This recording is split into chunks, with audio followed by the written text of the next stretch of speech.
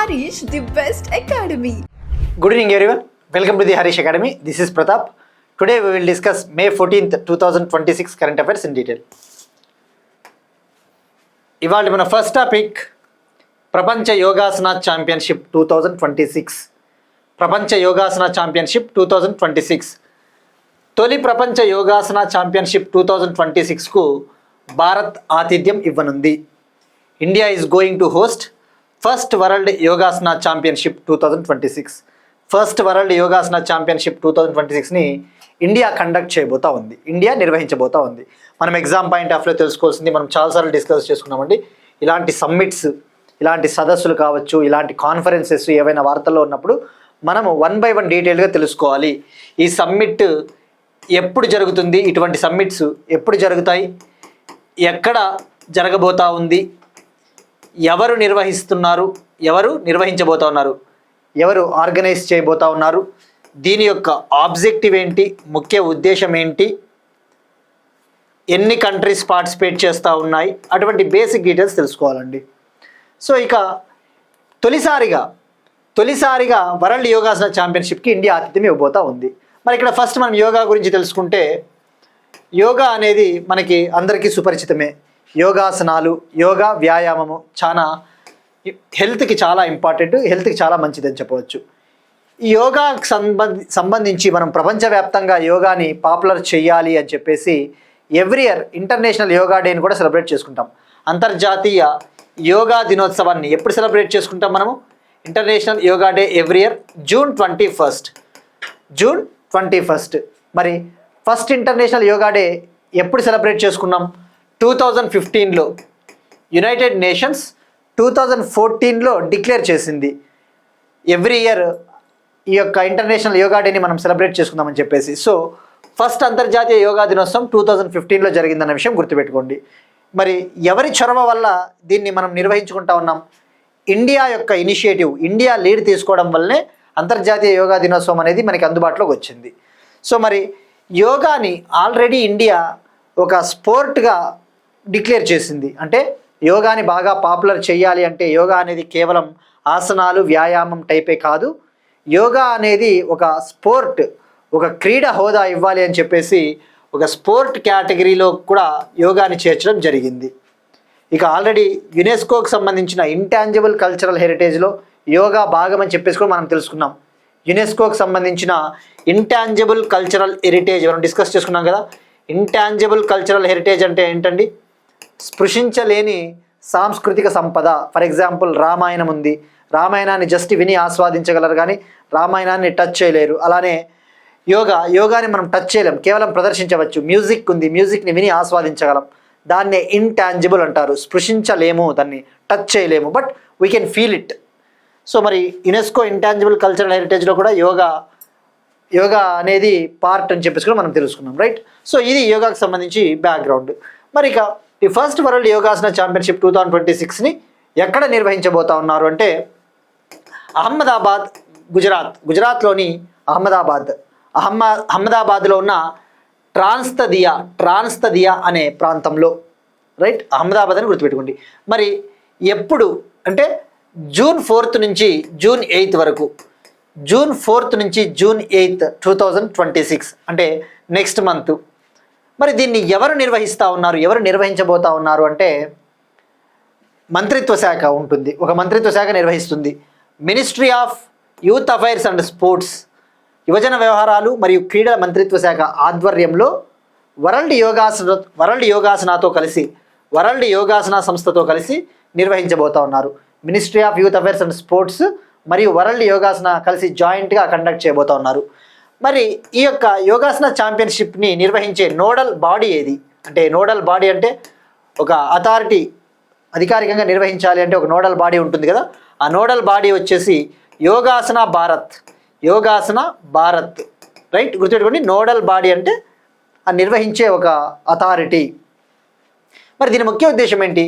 యోగాని ప్రపంచ దేశాల్లో ఒక పాపులర్ స్పోర్ట్గా తీర్చిదిద్దాలి, యోగాని వరల్డ్ కంట్రీస్లో ఒక ప్రధాన క్రీడగా దీనికి ప్రాచుర్యం తీసుకురావాలి, యోగాని డిఫరెంట్ కంట్రీస్లో ఒక గ్లోబల్ పాపులర్ స్పోర్ట్గా మనం ఆ పాపులారిటీ తీసుకురావాలనేది ముఖ్య ఉద్దేశం.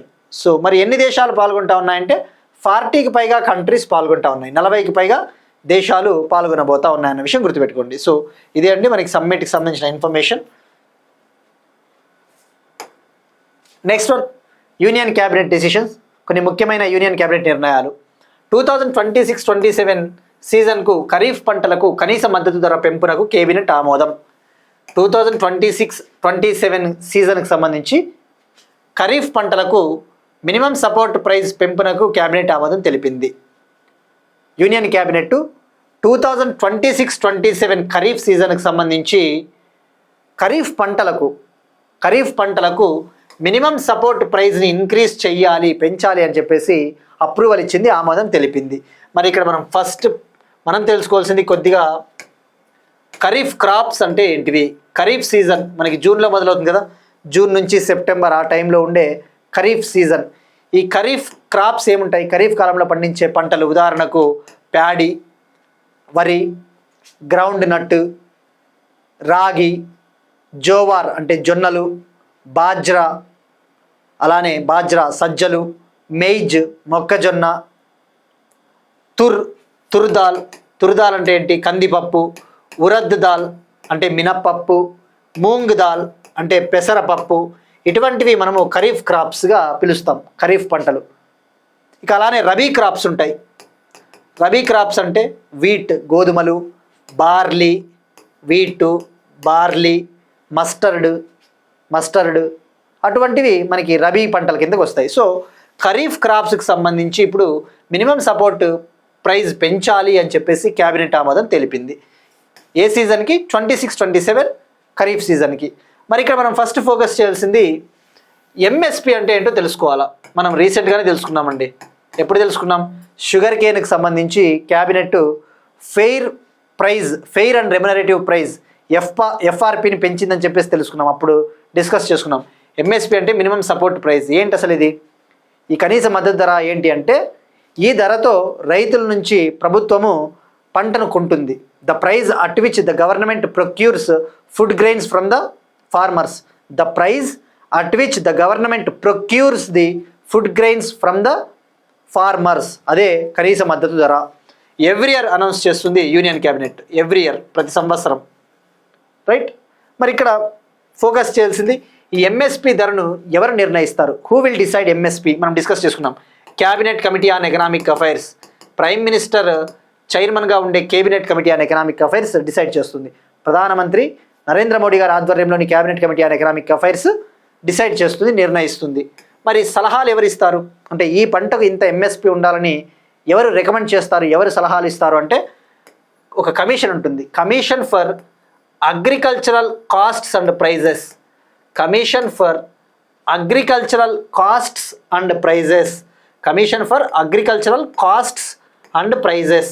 మినిస్ట్రీ ఆఫ్ అగ్రికల్చర్ కింద commission for agricultural costs and prices ఉంటుందన్న విషయం గుర్తుపెట్టుకోండి. Ministry of agriculture and farmers welfare కింద ఉంటుంది. మరి ఇక్కడ మీరు ఫోకస్ చేస్తే ఎంఎస్పిని ఎవ్రీ ఇయర్ అనౌన్స్ చేస్తారని చెప్పేసి తెలుసుకున్నాం. మరి ఇందులో 14 ఖరీఫ్ క్రాప్స్, 14 ఖరీఫ్ పంటలకి, 6 రబీ పంటలకి, 2 కమర్షియల్ క్రాప్స్, 2 వాణిజ్య పంటలకి నిర్ణయిస్తారు ధరని. మరి ఆ 2 వాణిజ్య పంటలు ఏవి? జూట్, కోప్రా. జూట్ జనపనార మరియు కోప్రా అనే ఒక పంట. కోప్రా ఈజ్ నథింగ్ బట్ ఎండు కొబ్బరిని తయారు చేస్తారు కదా, కెర్నల్స్ ఉంటాయి కదా, అది. సో అవి వాణిజ్య పంటలు. సో మరి ఇక్కడ మనం ఎంఎస్పి గురించి డీటెయిల్గా తెలుసుకున్నాం ఇప్పుడు. మరి ఎంఎస్పి లీగల్లీ బైండింగా అంటే చట్టబద్ధమైనదా అంటే కాదు. దీనికి చట్టబద్ధత హోదా ఇంకా ఇవ్వలేదు. అదే కదా చెప్తా ఉంటారు, రైతులకి గిట్టుబాటు కావాలి అంటే ఎంఎస్పికి చట్టబద్ధత హోదా ఇవ్వండి అని చెప్పేసి. బట్ ప్రస్తుతానికైతే ఇది ఇంకా లీగల్లీ నాట్ బైండింగ్ అనే విషయం గుర్తుపెట్టుకోండి. మరి ఇక ఈ విషయానికి వస్తే 2026-27 ఖరీఫ్ సీజన్కి సంబంధించి ఏ ఖరీఫ్ పంటలకి ఎంత పెంచారో మనం ఒకసారి తెలుసుకోవాలండి ఎగ్జామ్ పాయింట్ ఆఫ్ వ్యూలో. మీరు చూస్తే ప్యాడీ, వరికి ఎంత ఎంఎస్పిని డిసైడ్ చేశారు అంటే ఒక క్వింటాల్ వరి వచ్చేసి 2441 రూపీస్. ఒక క్వింటాల్ బియ్యము 2441 రూపాయలకి డిక్లేర్ చేశారు. మరి ఇక అత్యధికంగా ఏ పంటకు ఎంఎస్పిని ఈ సంవత్సరం పెంచారు? గత సంవత్సరంతో పోల్చుకుంటే అత్యధికంగా ఏ పంటకు ఎంఎస్పిని ఈ సంవత్సరం పెంచారు? అత్యధికంగా పొద్దుతిరుగుడు పంటకు అత్యధికంగా ఎంఎస్పిని పెంచారు. ఎంత పెంచారు? గత సంవత్సరంతో పోల్చుకుంటే ఈ సంవత్సరం క్వింటాల్కి 622 రూపాయలు పెంచారు. లాస్ట్ ఇయర్తో కంపేర్ చేసుకుంటే ఈ ఇయర్ సన్ఫ్లవర్ క్రాప్కి 622 రూపీస్ ఎంఎస్పిని ఇంక్రీజ్ చేశారు అన్న విషయం గుర్తుపెట్టుకోండి. మరి అత్యధికంగా ఏ పంటకు ఈ సంవత్సరం ఎంఎస్పిని డిక్లేర్ చేశారు? ఈ 26-27 సీజన్కి గాను హయ్యెస్ట్ ఏ పంటకి ఎంఎస్పిని డిక్లేర్ చేశారు అంటే సీసమం క్రాప్ అంటే నువ్వులు, తెల్ల నువ్వుల పంటకు అత్యధికంగా ఎంఎస్పిని డిక్లేర్ చేశారు. ఎంత? తెల్ల నువ్వులు సీసమం క్వింటాలు 10,346 రూపీస్. ఒక క్వింటాలు 10,346 రూపీస్. సో ఇది సరిపోతుందండి ఎంఎస్పికి సంబంధించి. మరి ఇక్కడ ఇందాక చెప్పుకున్నవే మనము kharif crops 14 kharif crops paddy, jowar, bajra, maize, ragi, tur, moong, urad, groundnut, soybean, sunflower, sesamum, niger seed, cotton. 6 rabi crops అంటే శీతాకాల పంటలు అంటారు కదా, wheat, barley, gram, masur, rapeseed, mustard, safflower. ఇక 2 కమర్షియల్ క్రాప్స్ జూటు, కోప్రా. ఇక్కడ ఇది యాక్చువల్లీ మీకు జాగ్రఫీలో చదివి తీరుతారండి. క్రాప్స్ గురించి చదువుతారు కదా, ఎన్సీఆర్టీస్ చదివినా ఏది చదివినా జాగ్రఫీలో క్రాప్స్ గురించి చదువుతారు. పంటలు, ఆ పంటలలో ఖరీఫ్ క్రాప్స్, రబీ క్రాప్స్ చదువుతారు. జైద్ సీజన్ అని చెప్పేసి ఒకటి ఉంటుంది, జైద్ సీజన్ అని చెప్పేసి. సో మీకు ఇది జాగ్రఫీలో కూడా హెల్ప్ అవుతుంది. ఇది వాడు ఎట్లా అడుగుతాడంటే క్రింది వాటిలో ఖరీఫ్ పంటలు ఏవి అని చెప్పేసి ఆప్షన్లు ఇస్తాడు. కింది వాటిలో రబీ పంటలు ఏవి అంటాడు. మీకు కంపల్సరీ ఐడియా ఉండి తీరాల్సిందే. సో గుర్తుపెట్టుకోండి, ఓవరాల్గా ఎంఎస్పిని ఎన్ని పంటలకు డిక్లేర్ చేస్తారంటే 22 క్రాప్స్, షుగర్ కేన్తో కలుపుకుంటే 23 పంటలు అని చెప్పవచ్చు. ఈ ఫెయిర్ అండ్ రెమ్యునరేటివ్ ప్రైస్ కూడా ఒక రకమైన కనీస మద్దతు ధరే కదా. బట్ ఎంఎస్పి ప్రధానంగా 22 పంటలకి, షుగర్ కేన్తో పోల్చుకుంటే, షుగర్ కేన్ కూడా కలుపుకుంటే 23 పంటలు.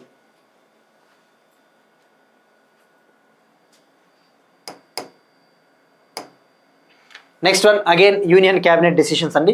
అహ్మదాబాద్ దొలేరా సెమీ హైస్పీడ్ రైలు ప్రాజెక్టుకు కేంద్ర మంత్రివర్గం ఆమోదం. అహ్మదాబాద్ దొలేరా సెమీ హైస్పీడ్ రైలు ప్రాజెక్టుకు కేంద్ర మంత్రివర్గం ఆమోదం.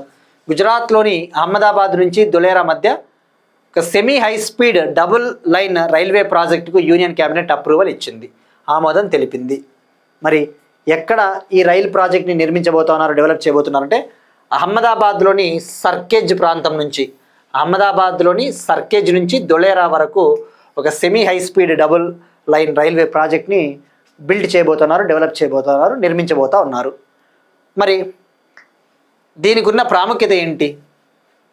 ఈ ప్రాజెక్టుకు ఉన్న ప్రాముఖ్యత ఏంటి?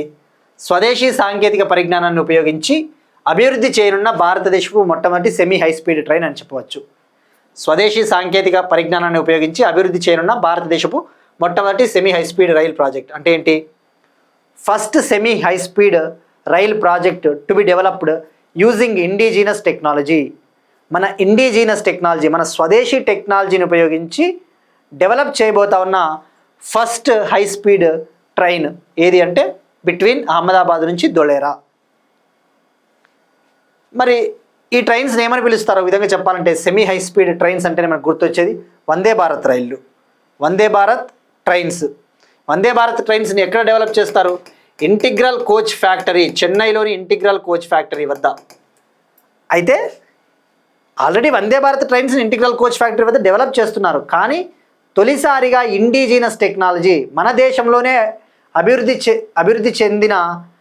చేసిన టెక్నాలజీని ఉపయోగించి డెవలప్ చేయబోతూ ఉన్నారన్న విషయం గుర్తుపెట్టుకోండి. సో మరి ఈ ప్రాజెక్ట్కి ఎంత ఇన్వెస్ట్మెంట్ కేటాయించింది కేంద్ర ప్రభుత్వం అంటే 20,667 crore, అప్రాక్సిమేట్లీ సుమారుగా 20,667 కోట్లు కేటాయించింది. ఈ ప్రాజెక్టు 2030 కల్లా కంప్లీట్ చేయొచ్చు. 2030 కల్లా దీన్ని కంప్లీట్ చేస్తారు. సో ఈ పాయింట్ గుర్తుపెట్టుకోండి. First semi high speed project planned with indigenously developed technology. మరి ఇక్కడ మనం ఆల్రెడీ ఇటువంటి ట్రైన్స్ గురించి కూడా చాలా డీటెయిల్గా డిస్కస్ చేసుకున్నామండి. రీసెంట్గా మీరు చూస్తే లాస్ట్ మంత్ మనం ఒక టాపిక్ డిస్కస్ చేసుకున్నాం. భారతదేశపు మొట్టమొదటి బుల్లెట్ ట్రైన్ ప్రాజెక్ట్, భారతదేశపు మొట్టమొదటి స్వదేశీ బుల్లెట్ ట్రైన్ని ఎక్కడ డెవలప్ చేయబోతా ఉన్నారు? కర్ణాటకలోని బెంగళూరులోని బిఈఎంఎల్ ప్లాంట్ వద్ద. కర్ణాటకలోని బెంగళూరులోని బిఈఎంఎల్ ఆదిత్య ప్లాంట్లో భారతదేశపు మొట్టమొదటి బుల్లెట్ ట్రైన్ డెవలప్ చేస్తూ ఉన్నారని చెప్పేసి తెలుసుకున్నాం. ఆ బుల్లెట్ ట్రైన్ పేరు B28 అని చెప్పేసి కూడా తెలుసుకున్నాం. India's first high speed bullet train is going to be manufactured at Bengaluru Aditya plant. The name is B28 bullet train project. మనం యాక్చువల్లీ ప్రెజెంట్ అహ్మదాబాద్ నుంచి ముంబై మధ్య బుల్లెట్ ట్రైన్ ప్రాజెక్ట్ని డెవలప్ చేస్తూ ఉన్నాం జపాన్ టెక్నాలజీని ఉపయోగించి. జపాన్కి సంబంధించిన షింకన్షెన్ రైల్వే టెక్నాలజీని ఉపయోగించుకొని డెవలప్ చేస్తున్నాం. బట్ తొలిసారిగా స్వదేశీయంగా బుల్లెట్ ట్రైన్ని మనం డెవలప్ చేయబోతా ఉన్నాం. ఎక్కడ? ఆదిత్య ప్లాంట్ బెంగళూరు. దాని పేరు B28. మార్చ్ 2027 కల్లా అందుబాటులోకి రాబోతుంది ఈ బుల్లెట్ ట్రైన్. మార్చ్ 2027 కల్లా it is going to be available, right?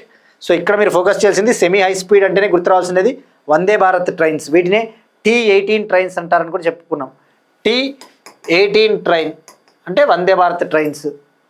మరి వందే భారత్ ట్రైన్స్ యొక్క మ్యాక్సిమం స్పీడ్ ఎంత? 180 km/h. గంటకు 180 కిలోమీటర్ల వేగంతో దూసుకుపోతుంది గరిష్టంగా. కానీ 180 కిలోమీటర్స్ అనేది పాసిబుల్ కాదు. 160 కిలోమీటర్స్ వరకు ప్రస్తుతానికైతే పాసిబుల్ అవుతుంది.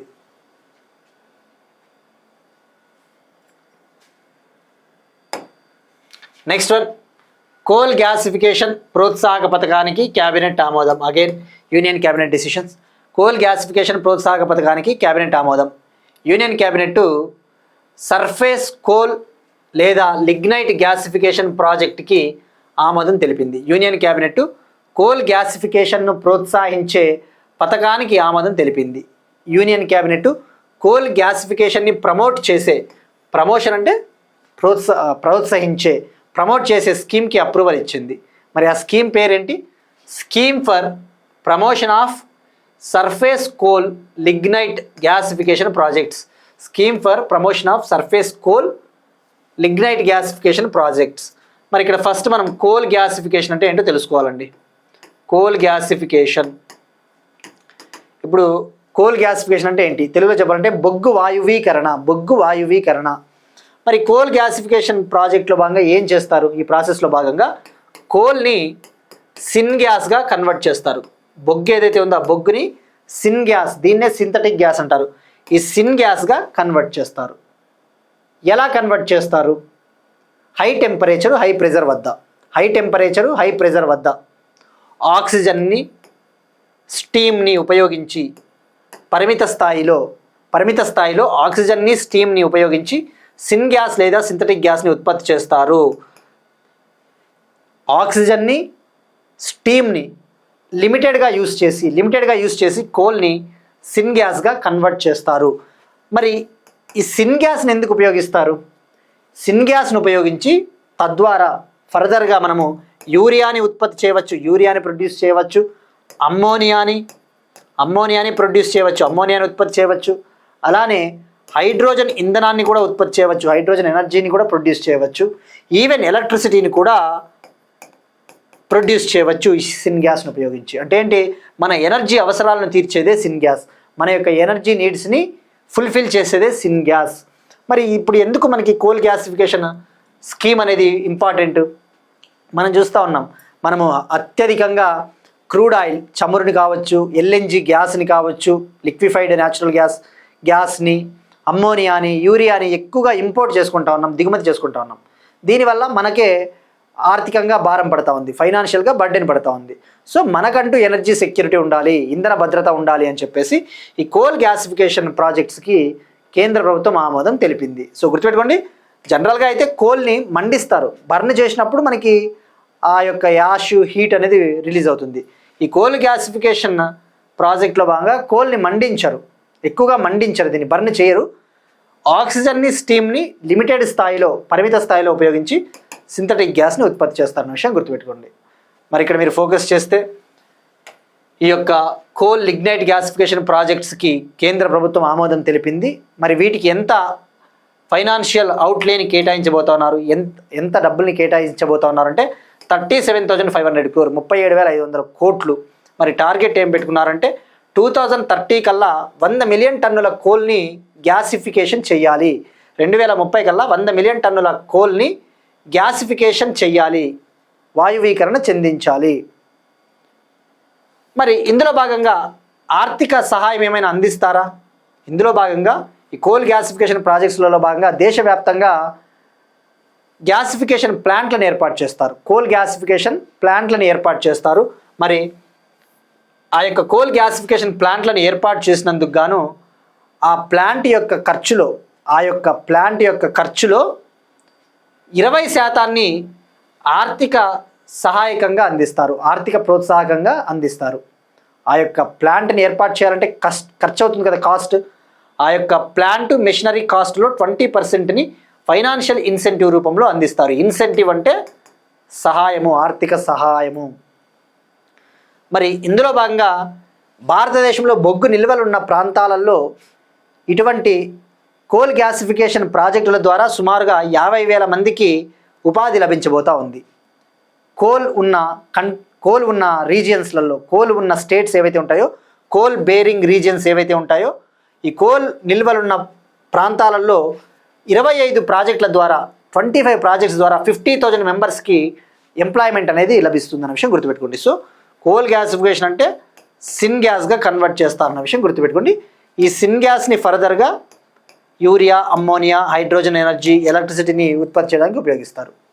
మరి ఇక్కడ మీరు చూస్తే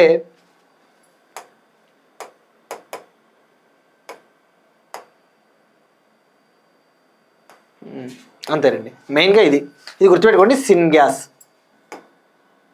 నెక్స్ట్ వన్, రికార్డు స్థాయికి విద్యార్థుల ఆత్మహత్యలు, స్టూడెంట్స్ సూసైడ్స్కి సంబంధించి ఎన్సీఆర్బి రిపోర్ట్ అండి. మనం ఇటీవల NCRB crime in India report 2024 discuss చేసుకున్నాం.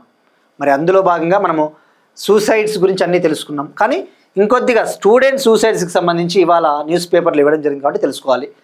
NCRB ministry of home affairs కింద ఉండే, హోంమంత్రిత్వ శాఖ కింద ఉండే national crime records bureau accidental deaths and suicides in India report 2024ని విడుదల చేసింది. క్రైమ్స్ ఇన్ ఇండియా 2024 రిపోర్ట్లో భాగంగా accidental deaths and suicides in India report. మరి ఇందులో భాగంగా మీరు చూస్తే స్టూడెంట్ సూసైడ్స్ అనేవి ఇంక్రీజ్ అయ్యాయి, పెరిగాయి 2023తో పోల్చుకుంటే 2024లో. 2023లో 13,892 స్టూడెంట్స్ సూసైడ్స్ చేసుకుంటే 2024లో 14,488 స్టూడెంట్స్ సూసైడ్స్ చేసుకున్నారు. మరి కారణాలు ఎడ్యుకేషన్ ప్రెషర్, విద్యాపరమైన ఒత్తిళ్లు కావచ్చు, మానసిక సమస్యలు, మెంటల్ హెల్త్ ఇష్యూస్, ఇటువంటివన్నీ రీజన్స్.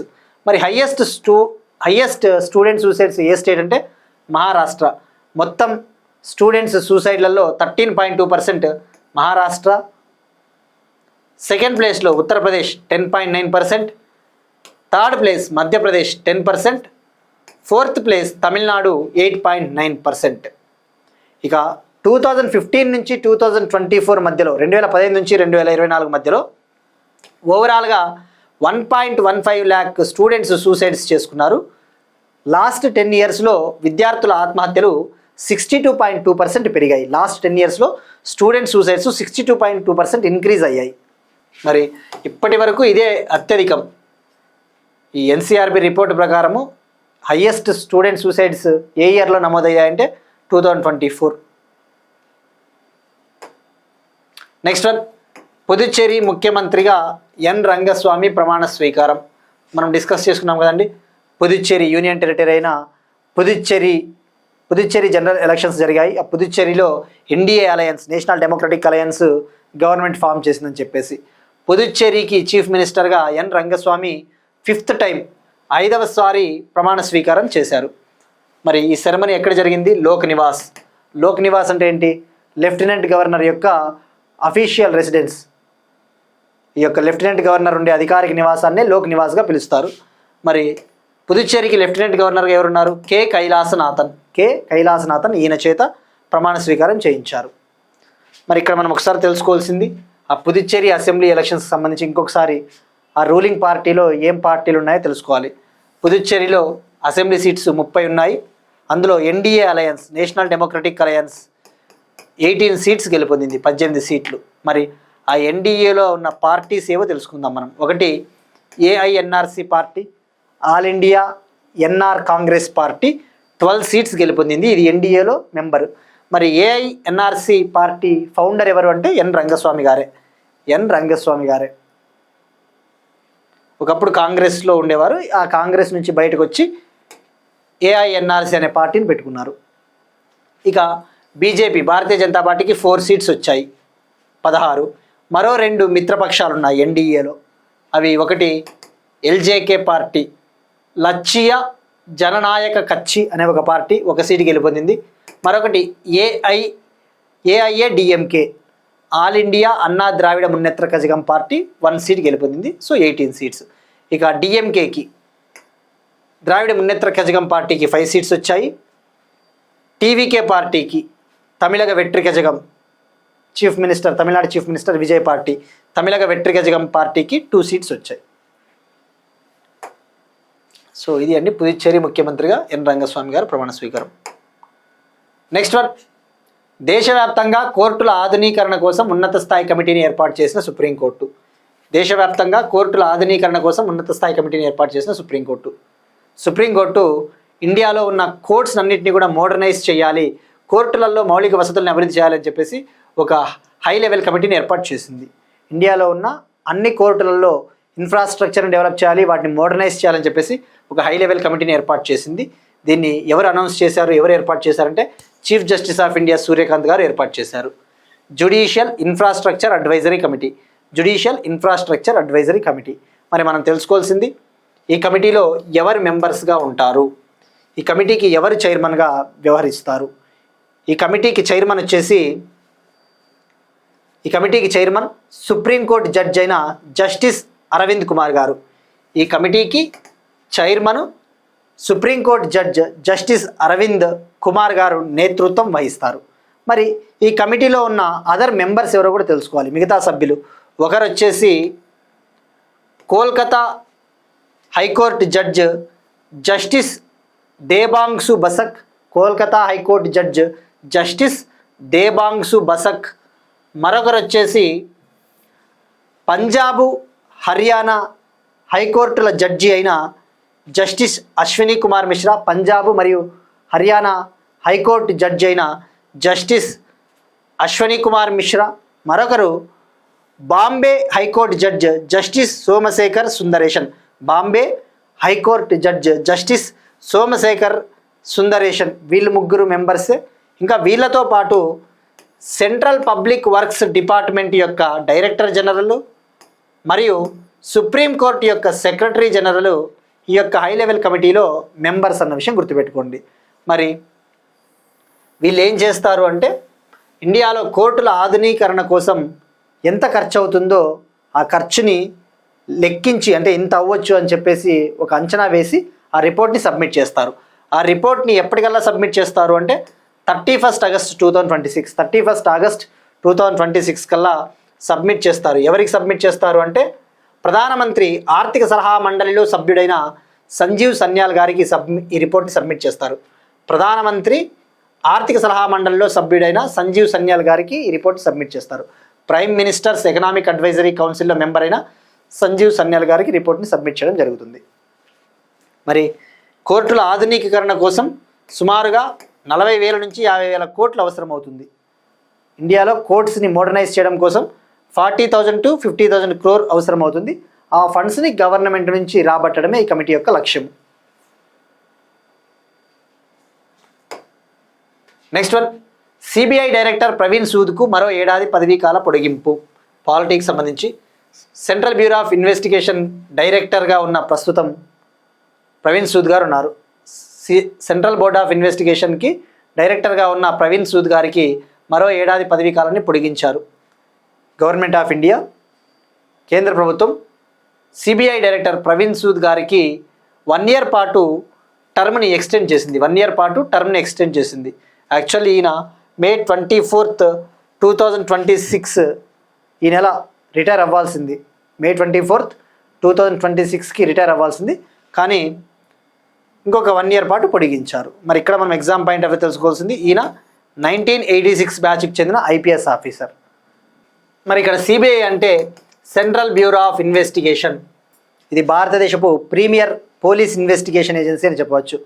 భారతదేశపు ప్రీమియర్ పోలీస్ ఇన్వెస్టిగేషన్ ఏజెన్సీ, అత్యుత్తమ పోలీస్ ఇన్వెస్టిగేషన్ ఏజెన్సీ.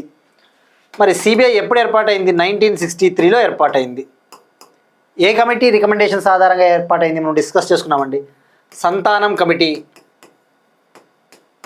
1962 to 64 మధ్యన కరప్షన్ని ఎలా నిర్మూలించాలి, కరప్షన్ని ఏ విధంగా కంట్రోల్ చేయాలి అని చెప్పేసి దానికోసం ఒక కమిటీని ఏర్పాటు చేశారు. సంతానం committee on prevention of corruption. ఆ కమిటీ యొక్క రికమెండేషన్స్ ఆధారంగానే సిబిఐ ఏర్పాటైంది. సిబిఐ ఏ మంత్రిత్వ శాఖ కింద ఉంటుంది? Ministry of personal, pension and public grievances. Ministry of personal, pensions and public grievances. సిబ్బంది, పెన్షన్లు మరియు ప్రజా ఫిర్యాదుల మంత్రిత్వ శాఖ కింద ఉంటుంది. మరి దీనికి సంబంధించిన అధికారాలు, సిబిఐకి కావాల్సిన అధికారాలు ఏ చట్టం ద్వారా ఇది పొందుతుంది అంటే Delhi special police establishment act 1946. Delhi special police establishment act 1946 నుంచి సిబిఐకి అవసరమైన పవర్స్ను పొందుతుంది. సిబిఐ అనేది స్టాచ్యుటరీ బాడీ కాదు, గుర్తుపెట్టుకోండి. ఇది చట్టబద్ధమైన సంస్థ కూడా కాదు. ఇదేం చట్టబద్ధమైన సంస్థ కాదు. అలానే కాన్స్టిట్యూషనల్ బాడీ కూడా కాదు. రాజ్యాంగబద్ధంగా కూడా ఏర్పాటు కాలేదు. Ministry of personal, pensions and public grievances కింద ఉంటుంది. దీనికి సంబంధించిన అధికారాలన్నీ కూడా ఈ చట్టం నుంచే పొందుతుంది. Delhi special police establishment act 1946. మరి సిబిఐ డైరెక్టర్ని ఎన్నుకోవాలి అంటే ఒక సెలక్షన్ కమిటీ ఉంటుంది. ఒక సెలక్షన్ కమిటీ, ఒక ఎంపిక కమిటీ. ఆ సెలక్షన్ కమిటీలో 3 members ఉంటారు. సిబిఐ డైరెక్టర్ని ఎన్నుకోవాలంటే ఒక సెలక్షన్ కమిటీ. ఆ సెలక్షన్ కమిటీ రికమెండేషన్స్ ఆధారంగానే appointments committee of the cabinet, నియామకాల కమిటీ నియామకం జరుపుతుంది. మరి ఆ 3 members ఎవరు? ఆ సెలక్షన్ కమిటీలో ప్రైమ్ మినిస్టర్ ఉంటారు, ప్రైమ్ మినిస్టర్. అలానే చీఫ్ జస్టిస్ ఆఫ్ ఇండియా, అలానే leader of the opposition in Lok Sabha, ప్రతిపక్ష నాయకుడు, లోక్సభలో ప్రతిపక్ష నాయకుడు. ఈ ముగ్గురితో కూడిన కమిటీనే రికమెండ్ చేస్తుంది. ఇక్కడ సిజేఐ అన్న ఉండొచ్చు, లేదా జడ్జ్ నామినేటెడ్ బై సిజేఐ. అంటే ఒకవేళ తను అందుబాటులో లేకపోతే సిజేఐ ఒక జడ్జిని నామినేట్ చేస్తాడు, అతనైనా మెంబర్గా ఉండవచ్చు. ప్రధానమంత్రి, మరొకరు చీఫ్ జస్టిస్ ఆఫ్ ఇండియా, లేదా సిజేఐ నామినేట్ చేసే జడ్జు ఆఫ్ సుప్రీంకోర్టు. ఎవరు? Supreme court judge. సిజేఐ నామినేట్ చేసే సుప్రీంకోర్టు జడ్జు, మరొకరు leader of the opposition. Next one, cyber ఆధారిత ఆర్థిక మోసాలు మరియు మ్యూల్ ఖాతాలను నియంత్రించడానికి I4C ఆర్బీఐ ఇన్నోవేషన్ హబ్తో అవగాహన ఒప్పందం. సైబర్ ఆధారిత ఆర్థిక మోసాలు మరియు మ్యూల్ ఖాతాలను నియంత్రించడానికి I4C ఆర్బీఐ ఇన్నోవేషన్ హబ్తో అవగాహన ఒప్పందం. I4C అంటే Indian cyber crime coordination centre.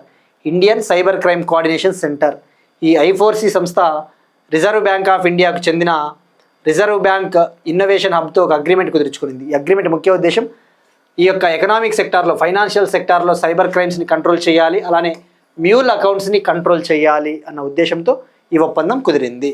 మరి ఇక్కడ మీరు ఫోకస్ చేస్తే ఫస్ట్ I4C విషయానికి వస్తే ఇది మినిస్ట్రీ ఆఫ్ హోమ్ అఫైర్స్ కింద ఉంటుంది, హోం మంత్రిత్వ శాఖ కింద ఉంటుంది. 2018లో ఏర్పాటైంది. 2018లో ఈ I4C ముఖ్య ఉద్దేశం ఏంటి? ఈ యొక్క సైబర్ క్రైమ్స్ని కంట్రోల్ చేయడానికి అవసరమైన కోఆర్డినేషన్ని, అవసరమైన సమన్వయాన్ని సాధిస్తుంది. మినిస్ట్రీ ఆఫ్ హోమ్ అఫైర్స్ కింద ఉంటుందన్న విషయం గుర్తుపెట్టుకోండి. మరి ఇక్కడ మీరు చూస్తే ఫైనాన్షియల్ సెక్టార్లో సైబర్ క్రైమ్స్ అనేవి పెరుగుతూ ఉన్నాయి. ఇటీవల మనకి NCRB విడుదల చేసిన క్రైమ్ ఇన్ ఇండియా రిపోర్ట్ 2024 ప్రకారం కూడా 2023తో పోల్చుకుంటే 2024లో సైబర్ క్రైమ్స్ అనేవి 17% పైగా పెరిగాయి, 17%కి పైగా ఇంక్రీజ్ అయ్యాయని చెప్పేసి కూడా తెలుసుకున్నాం. మరి ఇక్కడ మ్యూల్ అకౌంట్స్ అంటే ఏంటివి? మనం చాలాసార్లు డిస్కస్ చేసుకున్నామండి మ్యూల్ అకౌంట్స్ గురించి. మ్యూల్ అకౌంట్స్ అనేవి జనరల్గా ఈ యొక్క సైబర్ క్రిమినల్స్ ఉపయోగించే అకౌంట్లు, సైబర్ క్రిమినల్స్ ఉపయోగించే బ్యాంక్ అకౌంట్స్. సైబర్ క్రిమినల్స్ ఎవరైతే ఉంటారో వాళ్ళు కొంతమంది అమాయకుల్ని మోసం చేసి డబ్బులు లాక్కుంటారు. ప్రేమ పేరిటనో లేకపోతే ఈ డిజిటల్ అరెస్ట్ స్కామ్ల ద్వారానో వాళ్ళని భయాందోళనకు గురి చేసి వాళ్ళ నుంచి మనీని లాక్కుంటారు. అలానే ఆ అమాయకుల బ్యాంక్ అకౌంట్లని కూడా వీళ్ళు ఆ యొక్క అక్రమంగా సంపాదించిన ధనాన్ని ట్రాన్స్ఫర్ చేయడానికి వాడుకుంటారు. మ్యూల్ అకౌంట్స్ని సైబర్ క్రిమినల్స్ యూజ్ చేస్తారు. మీరు ఇక్కడ చూస్తే ఒక సైబర్ ఫ్రాడ్స్టర్ లవ్ పేరిట ఒకరిని మోసం చేసి ఆ మనీని పొందుతాడు. ఆ యొక్క అక్రమంగా సంపాదించిన మనీని ఏం చేస్తాడు అంటే డిఫరెంట్ మ్యూల్ అకౌంట్స్లోకి ట్రాన్స్ఫర్ చేసుకుంటూ పోతాడు. ఒక మ్యూల్ అకౌంట్ నుంచి ఇంకొక మ్యూల్ అకౌంట్కి, ఇంకొక మ్యూల్ అకౌంట్ నుంచి ఇంకొక మ్యూల్ అకౌంట్కి. తద్వారా ఆ మనీ అనేది ఎక్కడి నుంచి వచ్చిందో కూడా అంత ఈజీగా ఫైండ్ అవుట్ చేయలేరు. సో ఈ మ్యూల్ అకౌంట్స్ అంటే ఎవరివి? జనరల్గా చెప్పాం కదా, ఇందాక చెప్పినట్టు ఇన్నోసెంట్ పర్సన్స్, అమాయకుల బ్యాంక్ అకౌంట్లని మ్యూల్ అకౌంట్లుగా ఉపయోగించుకుంటారు. ఫర్ ఎగ్జాంపుల్ ఫేక్ జాబ్స్ పేరిట జాబ్స్ ఇస్తామని చెప్పేసి అడ్వర్టైజ్మెంట్లు ఇస్తారు, వాళ్ళని రిక్రూట్ చేసుకుంటారు, వాళ్ళ బ్యాంక్ అకౌంట్లని మ్యూల్ అకౌంట్స్గా ఉపయోగించుకుంటారు. సో ఇది మనకి ఎకానమీలో చాలా ఇంపార్టెంట్ అండి. So mule accounts are the illegal accounts which are used by the cyber criminals for the purpose of receiving and transferring the illegally acquired money. Mule accounts are the illegal accounts which are used by the cyber criminals for the purpose of receiving and transferring the illegally acquired money. అంటే money laundering money ఉంటుంది కదా, money laundering black మనీని transfer చేయడానికి mule అకౌంట్స్ని ఉపయోగిస్తారు. So వీటిని control చేయాలి అన్నదే అంతెందుకు మనం డిస్కస్ చేసుకున్నాం లాస్ట్ ఇయర్ 2025లో. రిజర్వ్ బ్యాంక్ ఇన్నోవేషన్ హబ్ ఈ మ్యూల్ అకౌంట్స్ని కంట్రోల్ చేయడం కోసం, మ్యూల్ అకౌంట్స్ని గుర్తించడానికి ఒక ఏఐ మెషిన్ లెర్నింగ్ ఆధారిత ప్లాట్ఫామ్ని లాంచ్ చేసింది. దాని పేరే మ్యూల్ hunter.ai అని చెప్పేసి తెలుసుకున్నాం. ఈ యొక్క మ్యూల్ అకౌంట్స్ని కంట్రోల్ చేయడానికి artificial intelligence machine learning based ప్లాట్ఫామ్ని లాంచ్ చేసింది రిజర్వ్ బ్యాంక్ ఇన్నోవేషన్ హబ్. దాని పేరే మ్యూల్ hunter.ai. మనం లాస్ట్ ఇయర్ డిస్కస్ చేసుకున్నాం. సో ఇక్కడ ఎకానమీ పాయింట్ ఆఫ్ వ్యూలో మీరు తీసుకోవాల్సింది మ్యూల్ అకౌంట్ అంటే ఏంటి, ఈ Indian cyber crime coordination centre I4C.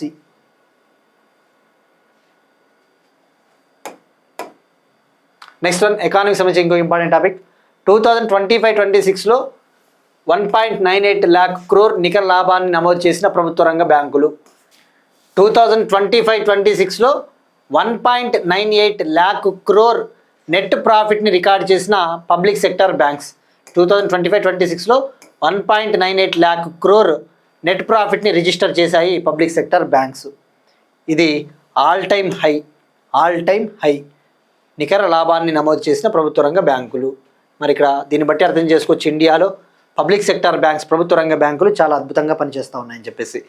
మరి ఇక్కడ చూస్తే 2025-26లో 1.98 lakh crore, 2024-25 ఫినాన్షియల్ ఇయర్లో 1.78 lakh crore నెట్ ప్రాఫిట్ని రిజిస్టర్ చేస్తే 25-26 నాటికి 1.98 lakh crore చేరుకునింది. సో వరుసగా 4వ ఏడాది ఈ నికర లాభాన్ని నమోదు చేశాయి. కన్సిక్యూటివ్ 4th ఇయర్ ఈ ప్రాఫిటబిలిటీని రిజిస్టర్ చేశాయి. మీరు చూస్తే 2021-22 నుంచి తీసుకోండి, ఈ యొక్క నెట్ ప్రాఫిట్ అనేది పెరుగుకుంటూ వస్తుంది. అలానే 2025-26లో ఓవరాల్గా పబ్లిక్ సెక్టార్ బ్యాంక్స్ యొక్క బిజినెస్ 283.29 lakh crore బిజినెస్ జరిగింది. 2025-26 ఆర్థిక సంవత్సరంలో 283.29 223.29 లక్షల కోట్ల బిజినెస్ జరిగింది పబ్లిక్ సెక్టార్ బ్యాంక్స్కి. అదే 2024-25లో అయితే 251.74 lakh crore బిజినెస్ జరిగింది పబ్లిక్ సెక్టర్ బ్యాంక్స్కి. మరి ఇక్కడ ఇండియాలో పబ్లిక్ సెక్టర్ బ్యాంక్స్ ఎన్ని ఉన్నాయి? ప్రభుత్వ రంగ బ్యాంకులు 12 ఉన్నాయి. అవి పేర్లు కూడా చాలా ఇంపార్టెంట్ అండి. ఒకటి bank of Baroda, bank of India, bank of Maharashtra, Canara bank, central bank of India, Indian bank, Indian overseas bank, Punjab national bank, Punjab and Sindh bank, state bank of India, union bank of India, UCO bank. భారతదేశపు అతిపెద్ద ప్రభుత్వ రంగ bank, India's largest public sector bank SBI, state bank of India. మరి చూస్తే 2025 ఆగస్టులో జరిగిన RRB NTPC ఎగ్జామ్లో direct question అడిగాడు. May 1, 2025 నాటికి ఇండియాలో పబ్లిక్ సెక్టార్ బ్యాంక్స్ ఎన్ని ఉన్నాయి అని చెప్పేసి. ఆన్సర్ 12. నెక్స్ట్ వన్, బల్గేరియా కొత్త ప్రధానమంత్రి రూమెన్ రాదేవ్. బల్గేరియా కంట్రీకి న్యూ ప్రైమ్ మినిస్టర్గా రూమెన్ రాదేవ్ని బల్గేరియా పార్లమెంటు ఆమోదించింది. బల్గేరియా కంట్రీకి న్యూ ప్రైమ్ మినిస్టర్గా రూమెన్ రాదేవ్ని బల్గేరియా పార్లమెంటు ఎన్నుకునింది. 124-70 ఓట్స్ తేడాతో, 124-70 ఓట్ల తేడాతో రూమెన్ రాదేవ్ని ఎన్నుకునింది. మరి ఇక్కడ మనం జస్ట్ బల్గేరియా గురించి తెలుసుకుంటే, బల్గేరియా అనేది బ్లాక్ సీ బార్డర్ కంట్రీ, నల్ల సముద్రానికి బార్డర్గా ఉంటుంది. Bulgaria country capital Sofia. మరి ఇక్కడ బ్లాక్ సీ బార్డర్ కంట్రీస్ చాలా ఇంపార్టెంట్ అండి. బ్లాక్ సీకి బార్డర్ కంట్రీస్ ఎన్ని ఉంటాయని చెప్పేసి మనం తెలుసుకున్నాం గతంలో. 6 కంట్రీస్ ఉంటాయి. దానికి కోడ్ కూడా గుర్తుపెట్టుకున్నాం, బర్గర్ టీ అని చెప్పేసి మనం కోడ్ కూడా గుర్తుపెట్టుకున్నాం, బర్గర్ టీ. ఈ బ్లాక్ సీకి 6 బార్డర్ దేశాలు ఉంటాయి. అవేవి? బర్గర్ టీ కోడ్ ఈజీ గుర్తుపెట్టుకోవడానికి. B అంటే బల్గేరియా, U అంటే ఉక్రెయిన్, R అంటే రష్యా, G అంటే జార్జియా, మళ్ళీ ఇంకొక 6 రొమేనియా, T అంటే టర్కీ. అడుగుతాడండి, అడిగిన సందర్భాలు ఉన్నాయి. మీరు చూస్తే 2023 జూలైలో జరిగిన staff selection commission SSC CGL ఎగ్జామ్లో క్రింది వాటిలో ఏ దేశము బ్లాక్ సీని సరిహద్దుగా కలిగి ఉంది అని చెప్పేసి అడిగాడు. Black Sea touches the boundary of which of the following countries అన్నాడు. మరి పోలాండ్ కాదు, ఉక్రెయిన్ కరెక్టే, హంగరీ కాదు. Answer Ukraine. అడుగుతాడు జాగ్రఫీలో, ఇవి UPSCలోనైనా అడుగుతాడు, ఎక్కడైనా అడుగుతాడు. సో ఇక్కడ మీరు చూస్తే బ్లాక్ సీ బార్డర్ కంట్రీస్ ఇందాక చెప్పినవి Turkey, Bulgaria, Romania, Ukraine, Russia, Georgia, 6 కంట్రీలు. ఇక బల్గేరియా అంటేనే గుర్తు రావాల్సినది యూరోపియన్ యూనియన్లో మెంబరు. అలానే ఇటీవలనే మనం డిస్కస్ చేసుకున్నాం జనవరి 2026 కరెంట్ అఫైర్స్, యూరోజోన్లో బల్గేరియా 21వ దేశంగా జాయిన్ అయింది అని చెప్పేసి. యూరోజోన్లో బల్గేరియా 21st కంట్రీగా జాయిన్ అయిందని చెప్పేసి తెలుసుకున్నాం. యూరోజోన్ అంటే ఏంటి? యూరోజోన్లో ఏ దేశాలు అయితే చేరుతాయో ఇక ఆ దేశాల కరెన్సీ యూరోగా మారుతుంది. బల్గేరియాది ఒకప్పుడు కరెన్సీ లేవు, బల్గేరియా కరెన్సీ ఒకప్పుడు లేవు. కానీ జనవరి 1, 2026 నుంచి బల్గేరియా అనేది యూరోజోన్లో జాయిన్ అయ్యింది. తద్వారా ఇప్పుడు బల్గేరియా కరెన్సీ ఏది అంటే euro, common currency. So eurozone is a zone where countries can accept their currency as euro. Eurozone is a zone where countries can accept their currency as euro. మరి యూరోపియన్ యూనియన్లో ఎన్ని ఉంటాయి? 27 countries ఉంటాయి. Next one, మెటియోరిటికల్ సొసైటీలో తొలి భారతీయ మహిళా ఫెలోగా కుల్జీత్ కౌర్ మర్హాస్. మెటియోరిటికల్ సొసైటీలో తొలి భారతీయ మహిళా ఫెలోగా కుల్జీత్ కౌర్ మర్హాస్. 2026 ఇయర్కు గాను మెటియోరిటికల్ సొసైటీలో ఫెలో ఆఫ్ ద మెటియోరిటికల్ సొసైటీగా ఇండియాకు చెందిన ఉమెన్ ప్రొఫెసర్ కుల్జీత్ కౌర్ మర్హాస్ ఎన్నికైంది. So first Indian women to be elected fellow of the prestigious meteoritical society for the year 2026. మరి ఇక్కడ మెటియోరిటికల్ సొసైటీ అంటే ఏంటి? మెటియోరైట్స్ గురించి మనం చదువుతాం కదా, ఈ యొక్క ఉల్కలు అంటారు కదా, ఉల్కశిలలు. సో ఈ మెటియోరిటికల్ సొసైటీ అనేది 1933లో ఏర్పాటైంది. అమెరికాలో ఏర్పాటైన ఒక సొసైటీ. దీని ముఖ్య ఉద్దేశము ఈ యొక్క ప్లానటరీ సైన్స్కు సంబంధించి రీసెర్చ్లు జరుపుతుంటుంది. ఈ గ్రహాలకు సంబంధించి పరిశోధనలు, ఈ మెటియోరైట్స్ ఉల్కలకు సంబంధించి, అలానే సోలార్ సిస్టమ్ ఏ విధంగా ఆవిర్భవించింది, సోలార్ సిస్టమ్ యొక్క ఆరిజిన్ గురించి రీసెర్చ్ చేసే ఒక సొసైటీ. సో గుర్తుపెట్టుకోండి, 1933లో ఏర్పాటైంది, అమెరికాలో ఉండే సొసైటీ ఇది. మరి భారతదేశం నుంచి గతంలో ఎవరైనా ఈ మెటియోరిటికల్ సొసైటీలో ఫెలోగా ఎన్నికయ్యారా అంటే, గతంలో ఇండియా తరపున 2 పర్సన్స్, 2 వ్యక్తులు, దేవేంద్రలాలు, జేఎన్ గోస్వామి ఫెలోస్గా పనిచేశారు. బట్ ఫస్ట్ ఇండియన్ ఉమెన్ ఎవరు అంటే మాత్రం Kuljeet Kaur Marhas. Next one, CII అధ్యక్షుడిగా R Mukundan. Confederation of Indian ఇండస్ట్రీకి న్యూ ప్రెసిడెంట్గా ఆర్ ముకుందన్ గారిని ఎన్నుకొనింది సిఐఐ సంస్థ. 2026-27 ఇయర్కి గాను కాన్ఫెడరేషన్ ఆఫ్ ఇండియన్ ఇండస్ట్రీకి న్యూ ప్రెసిడెంట్గా ఆర్ ముకుందన్ గారిని అపాయింట్ చేసింది సిఐఐ సంస్థ. మరి ఆర్ ముకుందన్ ఎవరు అంటే ఈయన టాటా కెమికల్స్ లిమిటెడ్ కంపెనీకి మేనేజింగ్ డైరెక్టర్ మరియు సిఇఓ. టాటా కెమికల్స్ లిమిటెడ్ కంపెనీకి మేనేజింగ్ డైరెక్టర్ మరియు సిఇఓగా పనిచేస్తూ ఉన్నారు. మరి ఇక్కడ సిఐఐ అంటే ఏంటి? Confederation of Indian industry. ఇది ఒక నాన్ గవర్నమెంటల్ ట్రేడ్ అసోసియేషన్ చెప్పవచ్చు. Non governmental trade body. ఈ యొక్క ఇండియన్ ట్రేడ్ ఇండస్ట్రీ ఏ విధంగా డెవలప్ అవ్వాలి అని చెప్పేసి అవసరమైన అడ్వైజెస్ ఇస్తుంటుంది, రికమెండేషన్స్ ఇస్తుంది. భారతదేశం యొక్క ట్రేడ్ ఇండస్ట్రీ ఏ విధంగా అభివృద్ధి చెందాలో అవసరమైన సలహాలు సూచనలు ఇస్తుంటుంది. సిఐఐ 1895లో ఏర్పాటైంది. 1895లో ఏర్పాటైంది. Headquarters New Delhi. ఇక ఇవాళ క్వశ్చన్ అండి, మనం డిస్కస్ చేసిన topic D'Ering memorial wildlife sanctuary ఎక్కడ ఉంది? ఇటీవల మనం డిస్కస్ చేసుకున్నాం వార్తల్లో ఉన్నప్పుడు, ట్రై చేయండి. ఇక ఇండియా యొక్క కోస్ట్ లైన్ లెంగ్త్ ఎంత ఇప్పుడు? 11,098.81 కిలోమీటర్స్. గతంలో 7,516.6 కిలోమీటర్స్ ఉండింది, తర్వాత పెరిగింది 11,098.81 కిలోమీటర్స్. ఇక నేషనల్ టెక్నాలజీ డే వచ్చేసి every year May 11th celebrate చేసుకుంటారు. ఎందుకు సెలబ్రేట్ చేసుకుంటారంటే 1998లో May 11th రాజస్థాన్లోని పోఖ్రాన్లో పోఖ్రాన్ 2 న్యూక్లియర్ టెస్టులు అణుపరీక్షలు జరిగాయి. ఆ సక్సెస్కి గాను ఎవ్రీ ఇయర్ సెలబ్రేట్ చేసుకుంటాం. మరి ఫస్ట్ నేషనల్ టెక్నాలజీ డేని ఎప్పుడు సెలబ్రేట్ చేసుకున్నామంటే 1999లో. ఎవరు ఆర్గనైజ్ చేస్తారంటే technology development board. Science and technology మంత్రిత్వ శాఖ కింద ఉండే technology development board every year national technology డేని నిర్వహిస్తుంది. ఇవి వాటి కరెంట్ అఫైర్స్ అండి. ఒకసారి క్విక్గా రీక్యాప్ చూద్దాం.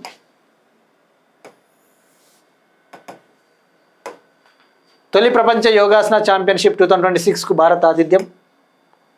2026-27 సీజన్కు ఖరీఫ్ పంటలకు కనీస మద్దతు ధర పెంపునకు కేబినెట్ ఆమోదం.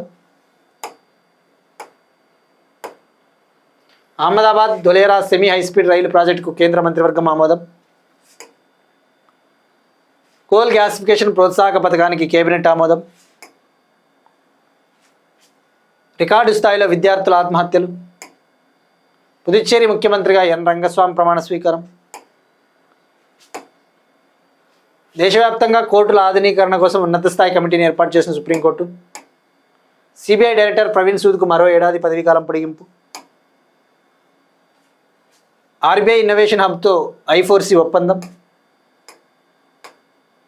2025-26లో 1.98 lakh crore నికర లాభాన్ని నమోదు చేసిన ప్రభుత్వ రంగ బ్యాంకులు. బల్గేరియా కొత్త ప్రధానమంత్రి రూమెన్ రాదేవ్. మెటీరియాటికల్ సొసైటీలో తొలి భారతీయ మహిళా ఫెలోగా కుల్జీత్ కౌర్ మర్హాస్. సిఐఐ అధ్యక్షుడిగా R Mukundan. That's it. These are today's current affairs. Will meet again tomorrow and thank you.